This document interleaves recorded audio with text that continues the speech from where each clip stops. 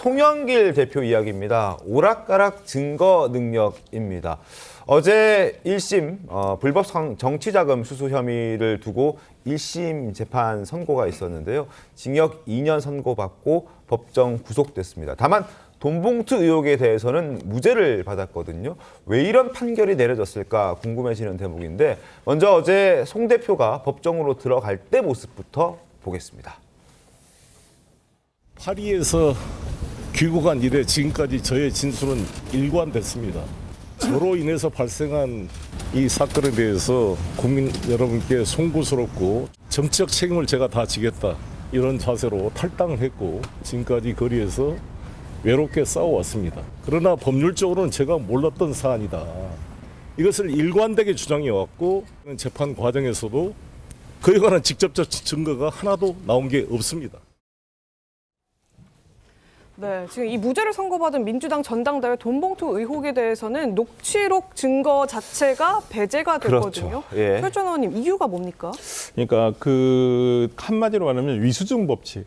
그러니까 위법 수집 증거 배제 법칙이라는 형사법상의 대원칙이 있습니다. 네. 그러니까 한마디로 그 녹취록이 위법하게 수집된 증거였다. 네네네. 재판부에서 판단을 한 것은 무엇이냐면 이정근 씨가 이것을 제출할 때 그 제출 경위, 네. 그러니까 제출 경위하고 그 다음에 자기에게도 처벌받을 수 있는 자료인데 거기에 대해서 어떤 범위를 특정하지 않고 전부 제출한 점, 뭐 이런 부분들은 보고 이렇게 제출하는 것은 어떤 이것은 정당한 어떤 증거를 수집했다고 볼 수가 없겠다 이렇게 판단을 한 겁니다. 사실은 이제 이정근 의원은 당시에 이제 본인 재판, 본인 수사 관련해서 이제 증거물을 제출했던 건데 이렇게 이제 불똥이 튀게 된 케이스였죠. 그렇습니다. 그리고 검찰 측에서도 그 얘기했어요. 한 번 수입된 증거를 가지고 다른 사건에 쓸 수 있다. 네. 폭넓게 제한 없이 쓸 수 있다는 건데 법원에서 이거에 대해서 지동을 건 거예요. 그러니까 한 번 수입된 증거라고 하더라도 네. 그 범위가 정확하지 않고 그다음에 제출 경위에 있어서 당사자의 의사도 어떠한 제한을 둔다는 의사가 명확하지 않는 상황에서는 이걸 어떤 무분별하게 다른 혐의에 있어서도 모두 다 증거로 쓸 수는 없다라는 것이죠. 그래서 좀 신기하긴 합니다. 그러니까요. 그 송영길 전 대표 같은 경우에 이정근 전 의원의 녹취록 자체가 굉장한 핵심 증거였고, 그리고 사실은 그렇게 해서 징역까지 받은 거잖아요. 윤관석 전 의원 재판에서는 지금 대법원에서 징역형이 확정이 됐거든요. 네. 물론 윤 전 의원이 재판 당시에 이 녹취 파일의 증거 능력에 대해서 굉장히 적극적으로 다투지는 않은 걸로 알고 있습니다. 그렇지만 대법원에서 이 부분이 확정이 됐다라고 하는 것은 문제 삼지 않고 확정이 됐다라고 하는 것은 이정근 전 사무총장의 이 녹취록이 사실상 증거 능력을 인정받았기 때문에 대법원 확정 판결이 나왔다. 이렇게 해석할 여지도 있는 부분이거든요.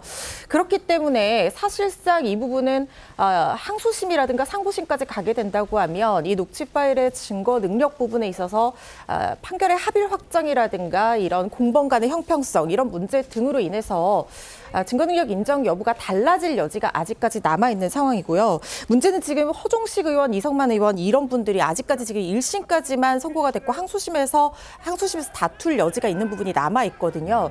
여기서 이 녹취 파일의 증거 능력을 굉장히 강하게 다툴 가능성이 생겨버린 상황입니다. 항소심에서 뒤집힐 가능성을 여기서 열어줬다 이렇게 봐야 된다는 거죠. 그렇습니다. 그런데 이 재판에서 만약에 증거 능력이 또 인정이 된다고 하면 이 부분도 대법원에 가가지고 만약에 뒤집힌다고 하면 대법원에서 합의 확정이 결국에는 이루어질 거라는 생각이 들고요. 그렇기 때문에 당사자들의 이 재판 결과를 아직까지는 좀 지켜볼 부분이 남아있는 상황입니다.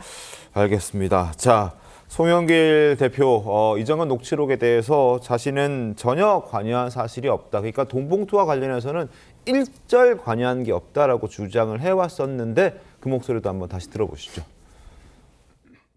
2년 전 일을 파헤쳐가지고 이것도 별건 수사로 이 난리를 쳤던 것인가에 대한 분노가 있었고요. 저를 당선시켜서 이런 일이 발생하긴 했지만 제가 사실은 알지를 못했던 일이고 그 3만 개가 넘는 녹음 파일 중에 저 송영길이 이 문제를 가지고 지시했거나 뭘 사전 협의했다는 내용이 단 한 개가 나오지 않았습니다. 그 녹취가 있었다고 바로 인정하고 내가 사과를 했겠죠. 아파트 갈 돈이 없어가지고 지금 전세 아파트 살고 있는 사람입니다. 제가 무슨 돈을 탐하고 이랬으면 이렇게 정치를 해오지 않았을 거라고 생각합니다. 예, 서 변호사님, 이게 지금 송영길 대표 얘기하는 대로 송 대표는 자기는 이제 본인을 위한 전당대회, 당대표 선거였지만 본인은 이 돈이 오가는 과정을 몰랐다는 거고, 다만 아까 말씀 주셨던 것처럼 민주당 전 의원들이나 윤관석 전 의원 그리고 이정근 씨까지는 다 직접 돈을 주고받은 당사자이기 때문에 조금 다르게 적용이 된다라고 봐야 될 여지도 있는 겁니까? 그러니까 그 이정근 씨의 공개된 녹취록을 보면 송영길 대표의 직접 목소리가 나온 적은 한 번도 없어요. 예. 어떤 보고를 했다. 뭐 그런 대화자들 사이에 내용들은 보고를 있죠. 했고 네. 한 번 이정근 씨랑 대화가 한 번 나왔던 것 같아요. 뭐그 부분은 근데 이 사건과는 그 직접적인 예. 내용은 돈 봉사가 예. 직접적인 내용은 아니었던 뭐 것으로 잘했다, 이 기억나고요. 정도.